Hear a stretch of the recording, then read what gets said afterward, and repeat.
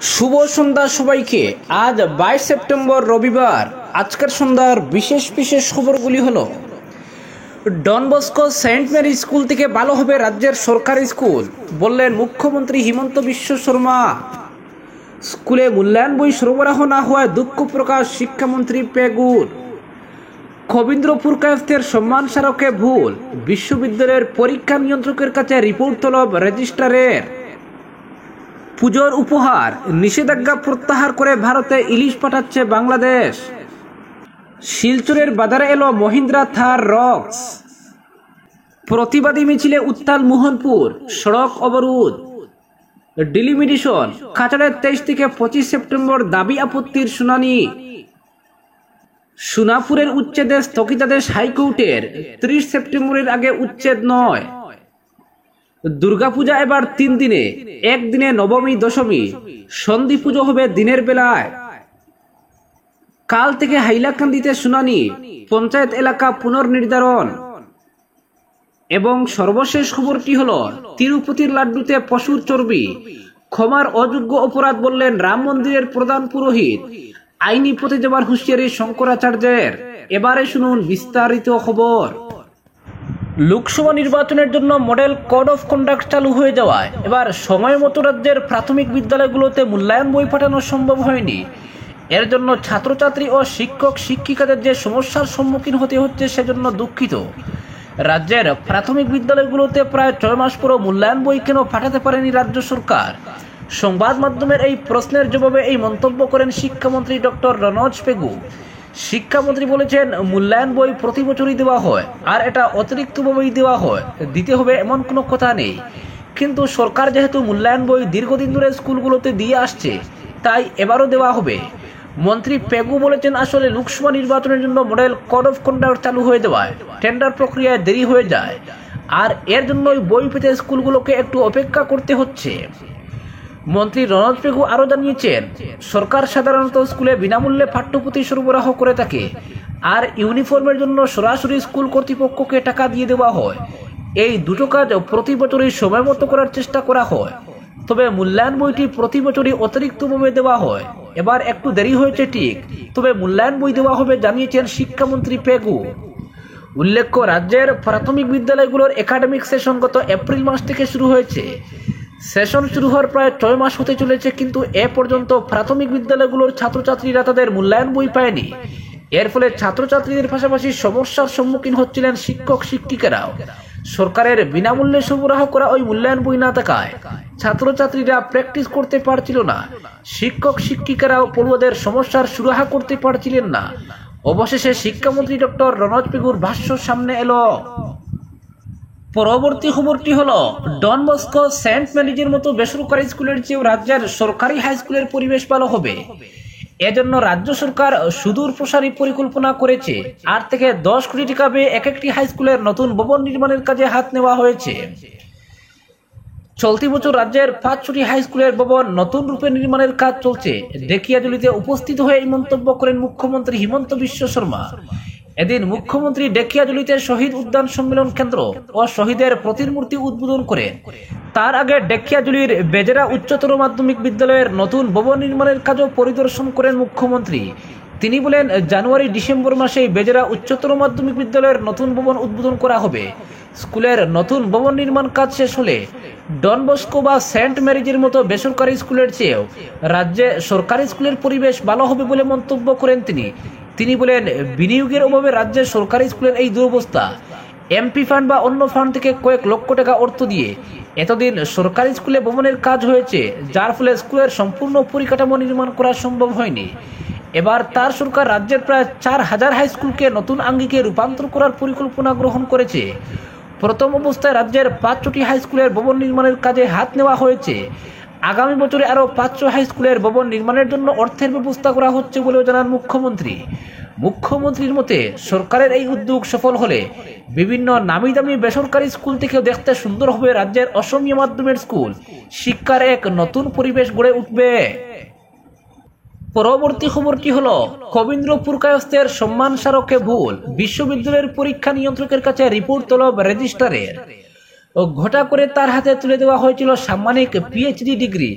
বরাক উপত্যকার বর্ষিয়ান রাজনীতিবিদ প্রাক্তন কেন্দ্রীয় মন্ত্রী নবদ্বীপের কবীন্দ্র পুরকায়স্থকে শুক্রবার তার বাড়িতে গিয়ে এই সম্মান তুলে দিলেও বিশ্রী বিতর্ক এড়াতে পারল না আসাম বিশ্ববিদ্যালয়। তার হাতে ডিগ্রির যে স্মারক তুলে দেওয়া হয়েছিল তাতে বিজেপি দলের এই প্রবীণ নেতার নামেই ছিল ভুল। ইংরেজিতে পদবী পুরকায়স্থর PURKAYASTH জায়গায় লেখা হয় পুকায়স্থ, মানে PUKAYASTH, অথচ এই ভুল চুপ পড়েনি বিশ্ববিদ্যালয়ের তাবড় তাবড় সব লোকের। শনিবার সকালে সামাজিক মাধ্যমে বিষয়টি নিয়ে লেখালেখি শুরু হওয়ার পরই টনক নড়ে বিশ্ববিদ্যালয় কর্তৃপক্ষের। কেন এত অশুভ ব্যাপারটি ঘটল তা জানতে চেয়ে পরীক্ষা নিয়ন্ত্রকের রিপোর্ট তলব করেছেন বিশ্ববিদ্যালয়ের রেজিস্ট্রার। অবদানের জন্য সাম্মানিক পিএইচডি ডিগ্রি নিয়ে সম্মানিত করবে বিশ্ববিদ্যালয়, কিন্তু অসুস্থতার জন্য আজকাল বাইরে কোনো অনুষ্ঠানে অংশ নেন না কবীন্দ্রবাবু, তাই সেদিনের অনুষ্ঠানে তিনি উপস্থিত থাকতে পারেননি। স্থির হয়ে তার বাড়িতে গিয়ে এই সম্মান তুলে দেবেন বিশ্ববিদ্যালয় কর্তৃপক্ষ। সেই মতো শুক্রবার শহরের নতুন পট্টিতে প্রাক্তন কেন্দ্রীয় মন্ত্রীর বাড়িতে এক অনুষ্ঠানের আয়োজন করা হয়। উপস্থিত ছিলেন শাসক দলের শীর্ষ নেতা, সাংসদ, বিধায়ক সহ সংঘ পরিবারের প্রবীণরা এবং শহরের বিশিষ্টজনেরা। ঘটা করে বিশ্ববিদ্যালয়ের উপাচার্য সহ অন্যরা কবীন্দ্রবাবুর হাতে সম্মান তুলে দেন, কিন্তু তখনও এই ভুল কারো নজরে পড়েনি। গতকালের অনুষ্ঠানের ছবি সামাজিক মাধ্যমে পোস্ট হওয়ার পর অনেকের চোখে পড়ে মারাত্মক এই ভুলটি। এটি তো আর কোনো সাধারণ ক্লাব সংগঠনের সম্মাননা নয়, কেন্দ্রীয় বিশ্ববিদ্যালয় এই সম্মান দিচ্ছে, তা আবার ডিলিটের সমপর্যায়ের সাম্মানিক ডিগ্রি। এছাড়া কবীন্দ্রবাবুর মতো বর্ষিয়ান এই ব্যক্তিত্বকে সম্মান জানাতে গিয়ে যদি তার নামের বানানি ভুল করা হয় তবে এটা পরোক্ষে তাকে অসম্মানিত করা। শনিবার দিনভর সামাজিক মাধ্যমে আসাম বিশ্ববিদ্যালয়ের এমন দায়সারা কাণ্ড নিয়ে সমালোচনার ঝড় বয়ে যায়। পরবর্তী খবরটি হলো, শিলচরের বাজারে এলো মহিন্দ্রা কোম্পানির আকর্ষণীয় গাড়ি থার রক্স। মহিন্দ্রা থার গাড়ির নতুন শোরুম শিলচর শহর লাগোয়া মহাসড়ক 0 পয়েন্ট পেরিয়ে উদারবন যাবার পথে রাস্তার ডান দিকে চালু হয়েছে। শনিবার ফিতা কেটে প্রদীপ জ্বালিয়ে থার গাড়ির আনুষ্ঠানিক আবরণ উন্মোচন করেন শিলচরের সাংসদ পরিমল শুক্লবৈদ্য। তার সঙ্গে ছিলেন কাছাড় জেলা পরিষদের প্রাক্তন চেয়ারম্যান তথা বিজেপির জেলা সহসভাপতি অমিতাভ রায় এবং সম্পাদক শশাঙ্ক চন্দ্র পাল। ছিলেন তার শোরুমের কর্ণধার বিভা বসুনাথ। থার গাড়ির যাত্রা শুরুর অনুষ্ঠানে পরিমল শুক্লবৈদ্য বলেন, নতুন মডেলের এই গাড়ি যুব প্রজন্মের পছন্দের তালিকায় রয়েছে, ফলে নিঃসন্দেহে এর বিক্রি বাড়বে। গাড়িটি শুধু শক্তিশালী নয়, মাইলেজও তুলনায় বেশি। এটি এবড়ো খেবড়ো রাস্তায় অনায়াসে চলাচল করতে পারে। এদিকে বিভা বসুনাথ বলেছেন, শিলচর তথা বরাক উপত্যকার মানুষের চাহিদার কথা মাথায় রেখেই এই গাড়ি আমরা নিয়ে এসেছি।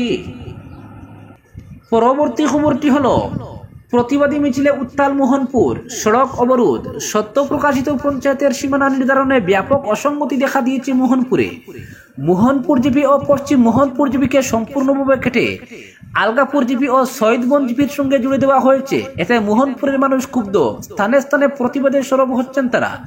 শনিবারও এর অন্যতা হয়নি। এদিন মোহনপুর বাজারে সদ্য প্রকাশিত ডিলিমিটেশনের খসড়ার বিরুদ্ধে এক প্রতিবাদী সভা ও মিছিল অনুষ্ঠিত হয়েছে। মিছিলটি মোহনপুর বাজার থেকে মোহনপুর গাঁও পঞ্চায়েত অফিস পর্যন্ত পরিক্রমা করে শত শত মানুষ পা মেলান মিছিলে। পশ্চিম মোহনপুরের প্রাক্তন জিপি সভাপতি নাসির উদ্দিন বাবুইয়া সংবাদ মাধ্যমকে জানান, বর্তমানে রাজ্য সরকার পঞ্চায়েতে ডিলিমিটেশনের খসড়ায় মোহনপুর জিপিকে কেটে আলগাপুর ও শহীদবন জিপির সঙ্গে জুড়ে দিয়েছে। মোহনপুরের মানুষ তো তা মেনে নিতে পারছেন না। পশ্চিম মোহনপুরের 2টি খণ্ডকে শহীদবন জিপির সঙ্গে ও 1টি খণ্ডকে আলগাপুর জিপির সঙ্গে জুড়ে দেওয়া হয়েছে। মোহনপুরকে পুরো অন্ধকারে রেখে দেওয়া হয়েছে। তিনি আরো বলেন, যদি মোহনপুর ও পশ্চিম মোহনপুর জিপিকে বহাল রাখা সম্ভব না হয় তাহলে অন্তত 2টি একত্রিত জিপিকে নিয়ে ঐতিহাসিক মোহনপুর জিপি হিসাবে বহাল রাখুক সরকার, অনুরোধ জানান নাসির উদ্দিন বাবুইয়া। তিনি আরো বলেছেন, হাইলাকান্দি জেলা পরিষদের সিইও রঞ্জিত কুমারের কাছে মোহনপুর ও পশ্চিম মোহনপুরের প্রাক্তন সভাপতি সহ পঞ্চায়েতের সদস্যরা মিলে এক স্মারকপত্র দিয়েছেন। জেলা পরিষদের সিইও মোহনপুর জিপি বহাল রাখার জন্য আশ্বাস দিয়েছেন। পশ্চিম মোহনপুরের প্রাক্তন জিপি সভাপতি বড়বুইয়ার হুঁশিয়ারি, যদি নির্ধারিত সময়ের মধ্যে মোহনপুর জিপিকে বহাল রাখা না হয় তাহলে মোহনপুরবাসীকে নিয়ে গণতান্ত্রিক প্রক্রিয়া আন্দোলন শুরু করবেন। স্বেচ্ছায় জেল বড় কর্মসূচি হাতে নেওয়া হবে। এদিকে পশ্চিম মোহনপুরের প্রাক্তন সদস্য শেখ আলতাফ হোসেন জানান, সরকার সাধারণ মানুষের সুবিধার্থে স্থানীয় পঞ্চায়েত প্রতিনিধি তৈরি করে, কিন্তু বর্তমান ডিলিমিটেশন অনুযায়ী মোহনপুর জিপির খণ্ডগুলো যেভাবে বিভক্ত করে অন্য জিপির সঙ্গে জোড়া হয়েছে সেটা মেনে নিতে পারছেন না মোহনপুরবাসী। তিনি প্রসঙ্গ টেনে বলেন, সাধারণ মানুষের বিভিন্ন কারণে পঞ্চায়েত প্রতিনিধিদের প্রয়োজন হয়, কিন্তু যদি কোনো প্রতিনিধি আলগাপুর কিংবা সৈয়দবন জিপির হন, তাহলে স্থানীয় মানুষকে তাদের সমস্যা নিয়ে 10 থেকে 15 কিলোমিটার দূরে যেতে হবে, যা কখনো সম্ভব নয়। এছাড়া মোহনপুরের যদি কোনো প্রতিনিধি নির্বাচিত হন, তাহলে সেখানকার মানুষকে এখানে আসতে হবে। বর্তমানে একজন সাধারণ মানুষের প্রতিবার মোহনপুর থেকে যাতায়াতের খরচ 60 টাকা লাগবে, তা গরিব মানুষের আওতার বাইরে থাকবে। তাই ঐতিহ্যবাহী এই মোহনপুরের অস্তিত্ব টিকিয়ে রাখার জন্য মোহনপুর জিপি হিসাবে 2 জিপিকে একত্রিত করার অনুরোধ জানান তিনি। পরবর্তী খবরটি হলো, দুর্গাপূজার 4 দিনের হলেও এবার হবে 3 দিন। পুজোর নির্ঘণ্ট নিয়ে শাস্ত্রীয় পণ্ডিতদের চুলচেরা বিশ্লেষণ চলছে। নবমী দশমী পড়েছে একই দিনে, তাহলে কি নবমী পুজোর পরই করতে হবে দেবীর বিসর্জন? শুরু হয়েছে জোর চর্চা। অনেকের মতে দুর্গাপূজার মতো আনন্দ অন্য পুজোয় মেলে না। নতুন জামা কাপড় পরে পুজো দেখতে বের হন প্রায় সকলেই। দীর্ঘদিনের ভেদাভেদ ভুলে সকলেই গাবাসী দিন পুজোয়। ডাকডুল আলোর রোশনাই সাজিয়ে তুলে পুজোর মণ্ডপ। শাস্ত্রমতে শয়ন একাদশী থেকে উত্থান একাদশী অর্থাৎ কার্তিক মাস পর্যন্ত দেবদেবীরা ঘুমিয়ে থাকেন। সে সময় পুজো অর্চনা খুব একটা হয় না। সে সময় দেবদেবী শয়নে থাকেন, তাই পুজো বন্ধ থাকে বলে জানান করিমগঞ্জের শাস্ত্রী পণ্ডিত রতীন্দ্র অধ্যাপক। সংবাদ মাধ্যমের প্রতিনিধির সঙ্গে আলাপচারিতায় বলেন, রামচন্দ্রের পুজোর জন্য অকালে দেবাদিদেব ব্রহ্মাদেবী দুর্গাকে বোধন করেন। তাই দুর্গাপুজোর সময় অকালে ব্রাহ্মণ বুধ দেব্বা স্তয়ীকৃত পুরা এই মন্ত্র উচ্চারণ করতে হয়। অহমপি আশ্বিনে ষষ্ঠাং সায়ানবে বুধিয়ামি অতঃপর এই মন্ত্রটি উচ্চারণ করতে হয় বুধনকালে। সপ্তমী পূজার সকালে প্রতিষ্ঠা করতে হয় নবদুর্গাকে। পরবর্তীতে সপ্তমী, অষ্টমী, নবমী এবং দশমীর পুজো করা হয়। এবারের দুর্গাপূজার সময় নিয়ে কিছুটা সমস্যা রয়েছে বলে উল্লেখ করেন রতীন্দ্র অধ্যাপক। তিনি বলেন, 10 অক্টোবর বৃহস্পতিবার সকাল 7:25 মধ্যে শেষ করতে হবে সপ্তমী পুজো। অষ্টমী পুজো সমাপ্ত হবে পরদিন সকাল 6:48 মধ্যে। শুক্রবার 8:30 পর নবমী পূজার সংকল্প করতে হবে। শনিবার 5:44 মধ্যে নবমী পূজার পূর্ণাহুতি অর্থাৎ যজ্ঞ শেষ করতে হবে। অষ্টমী এবং নবমী পূজার সন্ধিক্ষণে সন্ধি পূজা করতে হবে। এবার দিনের বেলা করতে হবে সন্ধি পূজা। নবমীর পূজা শেষ হওয়ার সঙ্গে সঙ্গে দশমী শুরু হবে। তাই একই দিনে নবমী এবং দশমীর পুজো করতে হবে পুরোহিতদের। একই দিনে নবমী দশমীর পুজো শেষ হওয়ার পর প্রতিমা বিসর্জন হয়তো বা কেউ নাও করতে পারেন, কিন্তু দর্পণ বিসর্জনের মাধ্যমে এদিন পুজো শেষ করতে হবে বলে জানান রতীন্দ্র অধ্যাপক। এবার দেবী আসছেন পালকিতে এবং ফিরে যাবেন গজে। পালকিতে এর মহামারীর সম্ভাবনা রয়েছে। হাতি চড়ে গমন করলে শস্য শ্যামলা হওয়ার সম্ভাবনা রয়েছে। দুর্গা ষষ্ঠীতে দেবীর বুধন হলেও মায়ের মূর্তি আগমনের আসল তিথি সপ্তমী। এই দিন থেকে দেবী আরাধনার আসল উপাচার শুরু হয়। তাই দুর্গা সপ্তমীর অবস্থান দেখে স্থির করা হয় দেবীর আগমন কিভাবে হবে। শাস্ত্র বলে, রবিচন্দ্রে গজারুড়া গুটকে শনি বুমেয়ং গুরু শুক্রে চ দুলায়ং নৌকায়াং বুধবাসরে, অর্থাৎ সপ্তমী রবিবার সোমবার হলে দেবীর বাহন হবে গজ বা হাতি। সপ্তমী শনি বা মঙ্গলবার হলে দেবীর বাহন হয় গোটক বা গুড়া। সপ্তমী বৃহস্পতি বা শুক্রবার হলে দেবীর বাহন দুলা বা পালকি। আবার সপ্তমী বুধবার হলে দেবীর বাহন হয় নৌকা। একইভাবে দশমী তিথির সাপ্তাহিক অবস্থান দেখে স্থির করা হয় মায়ের গমন হবে কোন যানের মাধ্যমে। যেমন দশমী যদি রবিবার সোমবার হয়, তাহলে দেবীর বাহন হয় গজ। দশমী শনি বা মঙ্গলবার হলে দেবী বিদায় নেবেন ঘোড়ায় চড়ে। দশমী বৃহস্পতি বা শুক্রবার হলে দেবীর গমন হবে দুলা বা পালকিতে। আবার দশমী বুধবার হলে নৌকায় করে কৈলাসে ফিরবেন দেবী। তাই এবার দেবী দুর্গার আগমন পালকিতে এবং গমন হাতিতে। পরবর্তী খবরটি হলো, দীর্ঘ টাল বাহানার অবসান। পুজোয় এবারও বাঙালির পাতে অধরা থাকবে না বাংলাদেশি ইলিশ। প্রসঙ্গত এবছরের দুর্গাপুজোটা মৎস্যপ্রেমী বাঙালির কাছে স্বাদহীন হয়ে উঠেছিল। প্রতিবেশী বাংলাদেশের পরিবর্তিত পরিস্থিতিতে অন্তর্বর্তী সরকারের স্রেফ একটি ঘোষণায় বলা হয়েছিল এবার আর পুজোর সময় পদ্মার ইলিশ পাঠানো হবে না ভারতে। প্রতি বছর যা সৌজন্য উপহার হিসেবে পাঠানো হতো শেখ হাসিনার তরফে, ক্ষমতার হাত বদল হতেই এই রীতিতে সেট পড়তে চলেছিল। তা নিয়ে দুদেশের মধ্যে হালকা তিক্ত পরিবেশও তৈরি হয়েছিল, কিন্তু আচমকাই সিদ্ধান্ত বদলে ফেলল বাংলাদেশ। শনিবার ভারত সরকারকে জানানো হলো ইলিশ পাঠানো হবে বাংলাদেশের তরফে। 24 তারিখের মধ্যে রফতানিতে আগ্রহী সংস্থাগুলিকে আবেদন জানাতে হবে সরকারি দফতরে। শনিবার বাংলাদেশের ইউনূস সরকারের তরফে দুর্গাপূজা উপলক্ষে ভারতে ইলিশ রফতানির অনুমোদন সংক্রান্ত একটি বিজ্ঞপ্তি জারি হয়েছে। তাতে উল্লেখ করা হয়েছে, ভারতের অনুরোধ ও দেশের বিভিন্ন রফতানিকারক সংস্থার আবেদনের ভিত্তিতে এবছর পুজোর মরশুমে ইলিশ রফতানির অনুমোদন দেওয়া হচ্ছে। মোট 3000 মেট্রিক টন ইলিশ এপার বাংলায় পাঠাতে হবে বলে সিদ্ধান্ত নিয়েছে মোহাম্মদ ইউনূসের অন্তর্বর্তী সরকার। আগামী 24 সেপ্টেম্বরের মধ্যে যারা রফতানি করতে চান তাদের আবেদন করতে হবে বলে বিজ্ঞপ্তিতে প্রকাশ। তারপর কোনো আবেদন আর গৃহীত হবে না। পদ্মার ইলিশ বনাম তিস্তার জল এ নিয়ে শেখ হাসিনার আমল থেকেই দুই প্রতিবেশী দেশের মধ্যে আপচা একটা দ্বন্দ্ব চলছিল। তা সত্ত্বেও প্রতি বছর পুজোর উপহার হিসেবে ভারতের সীমান্তবর্তী বাজারগুলিতে ইলিশ রফতানি হতো। কিন্তু গত আগস্টে হাসিনা সরকারের পতন এবং অন্তর্বর্তী সরকার ক্ষমতায় আসার পর সে দেশের মৎস্য এবং প্রাণী সম্পদ উপদেষ্টা ফরিদা আক্তার ঘোষণা করেছিলেন এবারের দুর্গোৎসবে বাংলাদেশের হিন্দু ধর্মাবলম্বী সহ অন্যান্য নাগরিকরা যেন ইলিশ খেতে পারেন সেটি নিশ্চিত করা হবে। ভারতের চেয়ে দেশের জনগণকেই প্রাধান্য দেওয়া হবে। আমরা ক্ষমা চাইছি, কিন্তু আমরা ভারতে কোনো ইলিশ পাঠাতে পারবো না। এটা দামি মাছ। আমরা দেখেছি আমাদের দেশের মানুষই ইলিশ খেতে পারেন না, কারণ সব ভারতে পাঠানো হয়, যা থেকে সেগুলো অনেক দামে খেতে হয়। আমরা দুর্গোৎসব পালন করি, আমাদের জনগণও খেতে পারবে, কিন্তু তার সে কথা আর কার্যকর করা হলো না। শনিবার উপসচিব সুলতানা আক্তার নয়া বিজ্ঞপ্তি জারি করেছেন। ভারতের ফিশ ইম্পোর্টস অ্যাসোসিয়েশনের সম্পাদক সৈয়দ আনোয়ার মকসুদ এ প্রসঙ্গে জানিয়েছেন, মাছ আসবে নিশ্চিত। একটা জটিলতা তৈরি হয়েছিল, তবে মাছের দাম কতটা কি হবে বলা সম্ভব নয়। এমনিতে ইলিশের দাম আকাশ ছোঁয়া। যদি পরিমাণে বেশি আসে তবেই দাম কম হবে, নয়তো দাম বেশি থাকবে।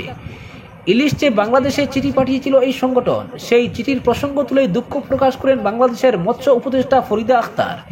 তিনি সংবাদ সংস্থাকে বলেছিলেন, পশ্চিমবঙ্গবাসীকে শারদীয়ার শুভেচ্ছা, কিন্তু দেশের মানুষকে বঞ্চিত করে এবার ওপার বাংলায় ইলিশ পাঠাতে পারবো না আমরা। তিনি জানান, বাংলাদেশের প্রত্যেক মানুষ যাতে ইলিশ মাছ কিনে খেতে পারেন সে কারণে এই সিদ্ধান্ত নেওয়া হয়েছে। শুধু ভারত নয়, কোনো দেশে ইলিশ রপ্তানি করছে না বাংলাদেশ। ফরিদা এও জানান, বাংলাদেশে এখন ইলিশের যোগান কম। এখন ইলিশ রপ্তানি হলে দেশের বাজারে ঘাটতি দেখা যাবে, সেটা তারা চান না। মোহাম্মদ ইউনূসের অন্তর্বর্তী সরকার এও দাবি করে যে ইলিশের মতো ক্ষুদ্র ইস্যু ভারত বাংলাদেশের কূটনৈতিক এবং অর্থনৈতিক সম্পর্কে কোনো প্রভাব ফেলবে না। ভারত থেকে ডিম আমদানির পরে আলু এবং পেঁয়াজ রপ্তানি স্বাভাবিক রাখার আর্জিও জানায় ইউনূসের সরকার। এরপরেই মনে করা হয়েছিল এবছর দুর্গাপূজায় বাঙালির পাতে আর ইলিশ পড়বে না। শেষ পর্যন্ত বাংলাদেশ সরকার পুজোর আগে 3000 টন ইলিশ পাঠানোর অনুমোদন দিল। আজকের বিশেষ সংবাদ এখানেই সমাপ্ত।